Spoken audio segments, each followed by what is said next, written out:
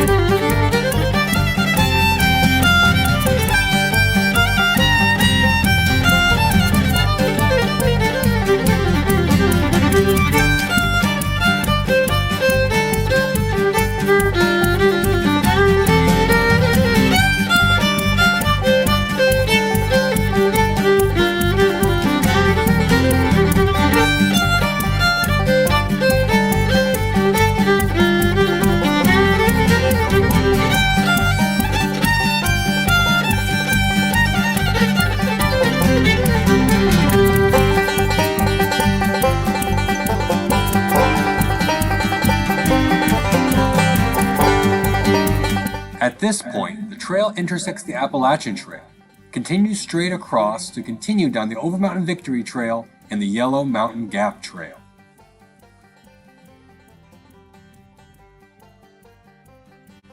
At the Y-junction, the left branch continues down the Overmountain Victory National Historic Trail and the Yellow Mountain Gap Trail to the Yellow Mountain Gap Trailhead. The right branch will take you to the Overmountain Shelter of the Appalachian Trail and down a gravel U.S. Forest Road. We will first take the left trail down the steeper, rougher Stone Trail.